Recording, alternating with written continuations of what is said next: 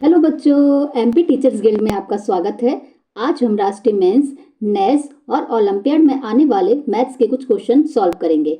आज हम अभ्यास प्रश्न पत्र सेकंड सॉल्व करने जा रहे हैं। चलिए स्टार्ट करते हैं। क्वेश्चन नंबर 1 आपको दिया गया है 5 सही 2/3 लंबी रस्सी का मूल्य। देखो यहाँ पे 5 सही 2/3 लंबी रस्सी का मूल्य कितना है, मतलब ये इतनी रस्सी कितने की आ रही है, 12 सही 3/4 की। तो हमें प्रति मीटर मूल्य पूछा है कि 1 मीटर कितने की आएगी। ठीक है, ये मीटर है और ये है रुपए। तो 1 मीटर पहले तो हम इनको उसमें चेंज कर दे। तो मैंने आपको सिखाया था इस इधर इधर सामने में गुणा, तो 3 पंचे 15 और सामने वाले को क्या करते हैं प्लस। तो 15 और 2 कितने हो जाएंगे, 17/3 मीटर। ठीक है, इधर भी देखेंगे 4 का 12 से करेंगे, 12 चौक 48 और यहाँ पे क्या करेंगे प्लस।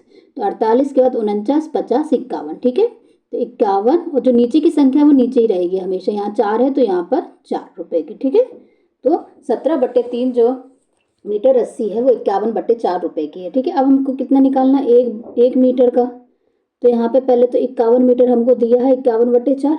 अब बेटा एक चाहिए, तो इधर जो नीचे है मैंने बताया था बराबर के उधर जाता है तो क्या हो जाता है गुणा में। ठीक है, और जो ऊपर है वो कहाँ आता है, नीचे। समझ में आया, मतलब भाग वाली संख्या बराबर के उधर जाती है तो किस में बदल जाती है, गुणा में। और जो गुणा वाली संख्या है वो किस में बदल जाती है, भाग में। चलो आप काट लेते हैं इसको। 17 एकम 17, 17 तिया 51। ठीक है, तो कितना हो जाएगा हमारे पास, 3 गुणा 3/4। 3 का 3 से गुणा करेंगे तो कितना हो जाएगा, 9/4। ठीक है, अब 9/4 तो हमको नहीं दिया है तो हम इसको किस में करेंगे, हमें सबको क्या मिश्रित में चेंज करके दिया है यहाँ पे। ठीक है, तो हम इसको मिश्रित में करेंगे। तो बेटा देखो अभी 9/4 को मिश्रित में करके दिखाती हूँ। 9/4 मतलब 4 में कितने का भाग देना है, 9 का। तो 4 दूनी 8 और 1 बचेगा शेषफल। ठीक है, तो अब इसको हम कैसे लिखेंगे, जो नीचे की संख्या है, जो नीचे की 4 है तो उसको वैसे ही लिखना है। ठीक है, जो बगल में आती है ये कहाँ आएगा, इधर। और शेषफल जो बचता है नीचे वो कहाँ आता है, ऊपर। तो हमारा क्या हो जाएगा, 2 सही 1/4। तो हमारा ए ऑप्शन क्या हो जाएगा, करेक्ट। ठीक है बच्चों, समझ में आया किस तरह से करेंगे इस क्वेश्चन को। चलिए नेक्स्ट क्वेश्चन। वर्ग अंतराल हमको दिए गए हैं और हमसे पूछी गई है कि 250 से 300 की बारंबारता है। तो 250 से 300 की बारंबारता कितनी है, देखो तो कितनी है, 143। तो हमारा सी ऑप्शन क्या हो जाएगा, करेक्ट आंसर। ठीक है, चलिए नेक्स्ट क्वेश्चन। 10 की घात 100 का मान निम्न में से किसके समान है। तो 10 की घात 100, तो अभी पहले इससे तो देखो हम, अगर गुणा में घात होती हैं बेटा, जैसे 10 की घात गुणा में अगर घात होती हैं, ये गुणा में है ना घात, बेस समान है, क्या है, जो आधार है वो समान है, तो घातें क्या हो जाएंगी, जुड़ जाएंगी। समझ में आया। ठीक है, तो देखो यहाँ पे हमें कितनी चाहिए, 10 की घात कितनी चाहिए, 100।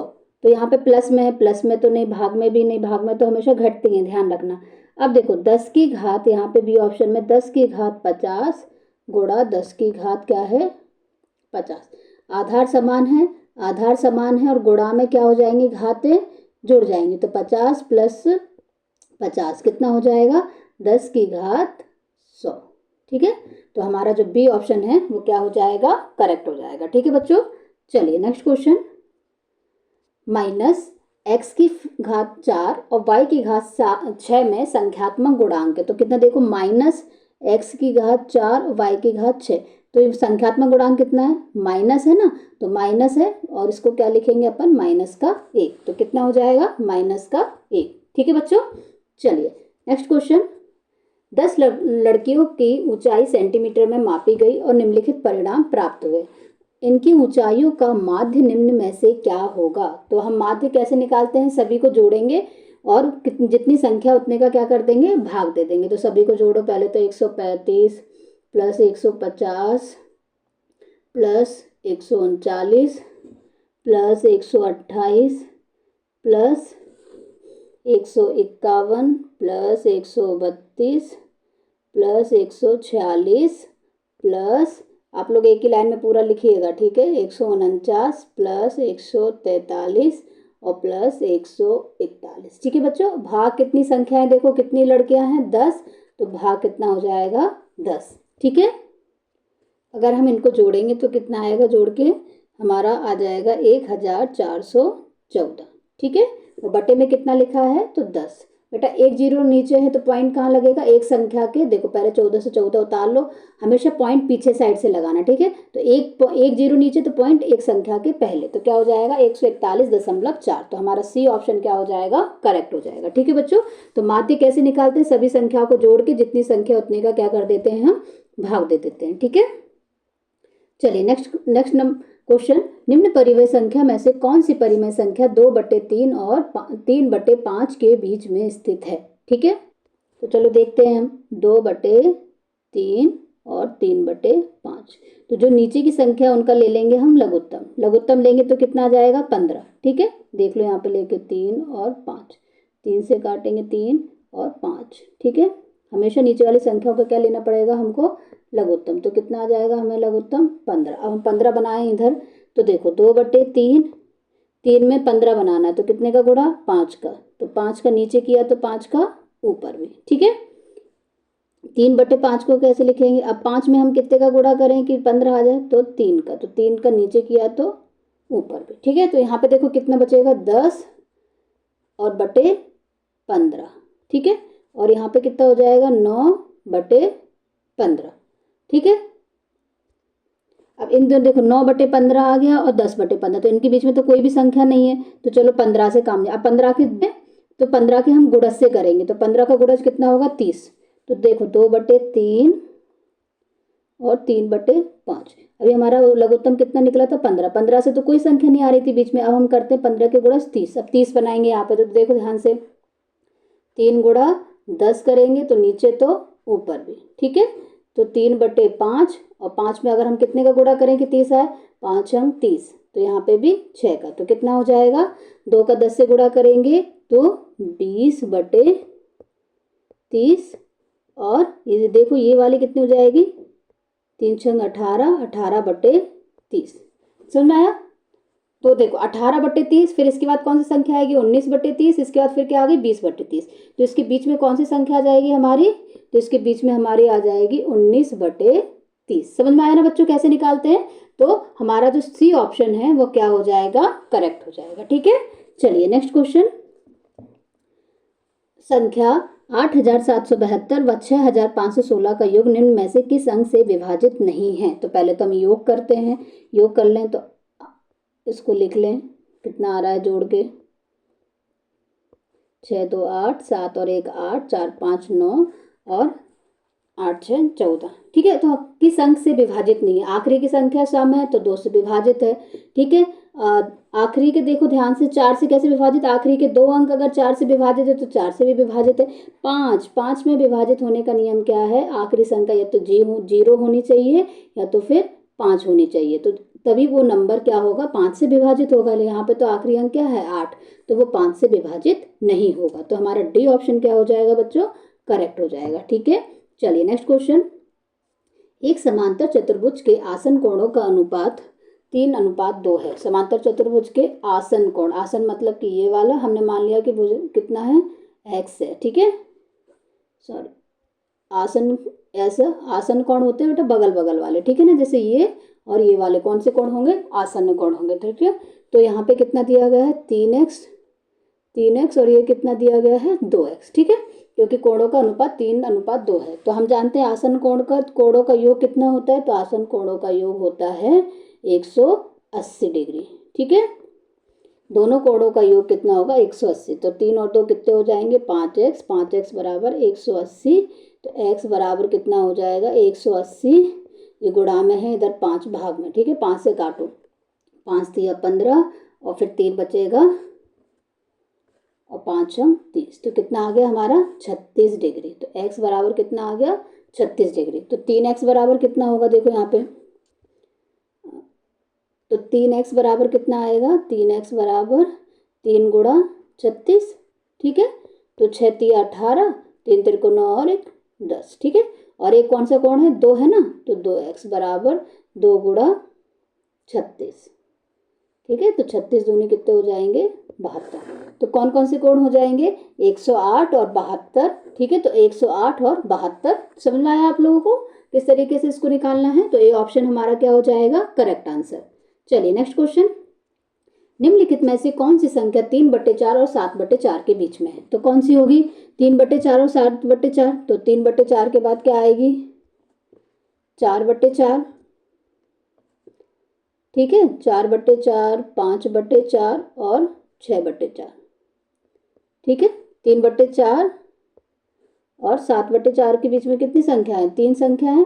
अब हमसे पूछ रहे हैं कि इनमें से पॉइंट वाले में से कौन सी आएगी, तो पॉइंट वाले से देख लेते हैं। 4/4 को काटेंगे तो एक आएगा, एक ऑप्शन में है नहीं है, तो 5/4 देख लेते हैं। तो 5/4 को देखो भाग करके देखते हैं। 4 में 5 का 4 एकम 4, एक उतारेंगे, पॉइंट लगाएंगे, ठीक है।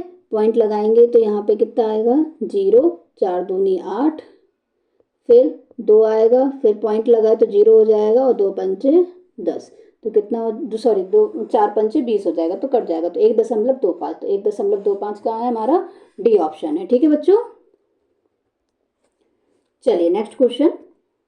एक समद्विबाहु त्रिभुज का आधार 4/3 सेंटीमीटर है और उसका परिमाप 62/15 सेंटीमीटर है, तो उसकी दो बराबर भुजाओं की माप का क्या योग है? तो मैंने आप लोग को बताया था समद्विबाहु त्रिभुज में क्या होता है, दो त्रिभुज में क्या होती है, दो भुजाएं कैसी होती हैं? बराबर होती हैं, ठीक है बच्चा। तो मतलब कि परिमाप क्या हो जाएगा? तो परिमाप देख लेते हैं हम। परिमाप मतलब ये वाली भुजा का जोड़, ये वाली भुजा का जोड़ और ये वाली भुजा, तो दो बराबर भुजाओं की माप बताना। तो हमने मान लिया ये x है और ये भी क्या है? x है। तो x और x कितना हो जाएगा? 2x, और इस वाली आधार कितना दिया गया है हमको? 4/3, ठीक है। और हमको परिमाप कितना दिया गया है? तो 62/15, ठीक है बच्चों। ये परिमाप दिया, ये प्लस की संख्या है, बराबर के इधर आएगी तो किसकी बनेगी? माइनस की, बराबर 2x, ठीक है। तो देखो यहाँ पे 15 क्या लेंगे, इसमें से दोनों में 15 का ले लेंगे लघुत्तम, तो 15 लघुत्तम लेंगे। तो देखो यहाँ पे ध्यान से 62 का तो 62 ही रहेगा। इसको 15 बनाने के लिए कितना? 5 का गुणा करना पड़ेगा, तो 4 में भी 5 का गुणा, तो माइनस का 20, ठीक है। 4 पंचे कितना हो जाएगा? 20, बराबर कितना आएगा? तो 2x, ठीक है। यहाँ पे 2x लिखा तो 2x। अब 62 में से 20 गए तो कितने बचेंगे बताओ जल्दी से? 42, ठीक है। तो 42/15 बराबर कितना आ जाएगा? 2x। तो देखो भी थोड़ा सा देखते हैं अपन, कितना आया था अपन? 42/15 बराबर 2x, ठीक है बच्चों। तो 2x, 2 से, अब ये 2 काय में है, गुणा में है, तो इधर साइड आएगा तो किस में आएगा? भाग में आएगा, तो भाग में कर लेते हैं, ठीक है। अब 2 से इसको काटो, 2 दूनी 4, 2 एकम 2, तो 21 बटे क्या आ गया है हमारा? 15, ठीक है। रुकिए बेटा, यहाँ पे बोल रहे हैं दो बराबर भुजाओं, तो यहाँ पे दो का नहीं करेंगे, ठीक है। तो यहाँ पे डायरेक्ट जैसे ये है, ये वाली लाइन नहीं करेंगे, यहाँ पे दो बराबर भुजाओं का, तो दो बराबर भुजाओं का योग कितना आया है? 42/15। तो हमारा जो डी ऑप्शन है वो क्या हो जाएगा? करेक्ट आंसर हो जाएगा, ठीक है बच्चों। चलिए नेक्स्ट क्वेश्चन।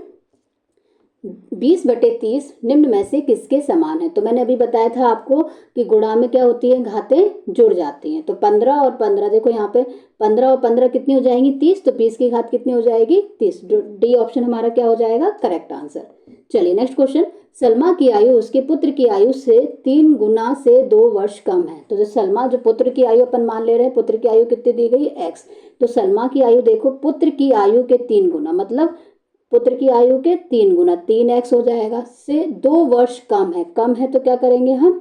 घटाएंगे। कौन? सलमा, ठीक है। समझ में आया बच्चों? सलमा की जो आयु है वो अपने पुत्र की आयु के 3 गुना से 2 वर्ष कम है, तो कितना हो गया? 3x - 2। तो हमारा बी ऑप्शन क्या हो जाएगा? करेक्ट हो जाएगा। चलिए नेक्स्ट क्वेश्चन।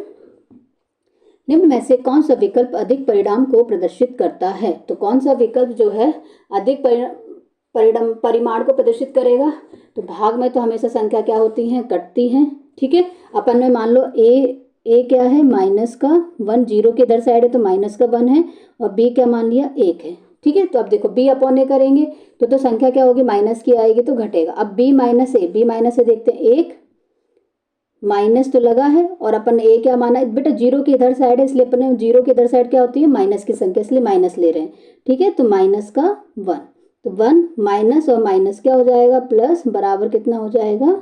2, ठीक है। समझ में आया आपको किस तरह से? यहाँ पर प्लस की संख्या और यहाँ पर माइनस की संख्या क्यों ली? क्योंकि बीच में क्या है? जीरो। जीरो के दाईं ओर धनात्मक संख्या है और जीरो के बाईं ओर कौन सी संख्या होती है? ऋणात्मक संख्या। तो हमारा जो b माइनस है वो क्या निकल के आया? 2। अब b प्लस ए भी देख लेते हैं। तो b का मान कितना है? 1 प्लस a का मान कितना है? माइनस का 1। तो 1 प्लस माइनस माइनस का चिन्ह बराबर कितना आ गया? 0। तो ये तो कम हो गया। ए बी मतलब कि 1 गुणा माइनस का 1। तो 1 का गुणा 1 से करेंगे 1 आएगा, माइनस का माइनस। तो इनमें से कौन सी संख्या बड़ी है? सबसे 2 बड़ी है। तो 2 किस में आई थी? बी माइनस ए में। तो हमारा बी ऑप्शन जो है वो करेक्ट हो जाएगा। ठीक है बच्चों, समझ में आया कि किस तरह से करेंगे? इनको जीरो देख लेना ध्यान से कि किधर साइड है। ठीक है, चलिए नेक्स्ट क्वेश्चन। एक 34 सेंटीमीटर लंबाई वाले पतले तार को मोड़कर एक आयत बनाया गया है, जिसकी आयत की चौड़ाई कितनी है?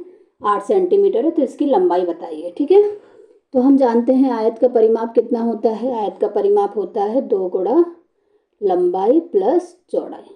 ठीक है, लेंथ प्लस ब्रीथ। और हमको क्या दिया गया है? तो कितनी सेंटीमीटर लंबाई वाले? तो 34 सेंटीमीटर लंबाई वाले। ठीक है, तो देखो ध्यान से, 2 गुणा लंबाई, लंबाई कितनी दी गई है हमको? 34 प्लस चौड़ाई कितनी दी गई है? 8। ठीक है, तो 2 गुणा परिमाप निकालना है, इसकी लंबाई मतलब परिमाप। ठीक है, और आयत का परिमाप क्या होता है? 2 गुणा लंबाई प्लस चौड़ाई। अब इसको जोड़ेंगे तो कितना आ जाएगा? 42। ठीक है, तो 2 गुणा 42 कितना हो जाएगा? 34 सेंटीमीटर लंबाई वाले पतले तार को मोड़कर, अच्छा पूरा है वो पूरा। तो देखो यहाँ पे परिमाप हमको दिया गया है 34, लंबाई हमको क्या करना है? लंबाई निकालनी है, और प्लस चौड़ाई हमको कितनी दी गई है? 8। ठीक है, तो 34 जो गुणा में है इधर, 2 गुणा में इधर आएगा तो किस में आ जाएगा? भाग में। लंबाई प्लस चौड़ाई कितनी? 8। 2 से इसको करेंगे तो कितना आ जाएगा? 17। ठीक है, तो 17 बराबर, अब बेटा देखो लंबाई क्या बचा? प्लस 8। ये प्लस का है, इधर जाएगा तो किसका हो जाएगा? माइनस का। तो 17 माइनस 8 बराबर क्या हो जाएगी? हमारी लंबाई। और 17 में से 8 जाएंगे तो कितना बचेगा? 9 सेंटीमीटर। तो हमारी लंबाई जो है वो कितनी आ जाएगी? 9 सेंटीमीटर। तो हमारा जो सी ऑप्शन है वो करेक्ट हो जाएगा। ठीक है बच्चों, चलिए नेक्स्ट क्वेश्चन। रूबी और गीता एक कक्षा में पढ़ती हैं। इनके 3 विषयों की परीक्षा के अंक दिए गए हैं। तो आपको अंक दिए गए हैं, इनमें से कौन सा कथन सत्य है हमको बताना है। रूबी और गीता के औसत प्राप्तांक बराबर हैं। तो रूबी और गीता, तो औसत पूछा गया है हमको। तो औसत हम कैसे निकालते हैं? तो इन तीनों को क्या कर दें?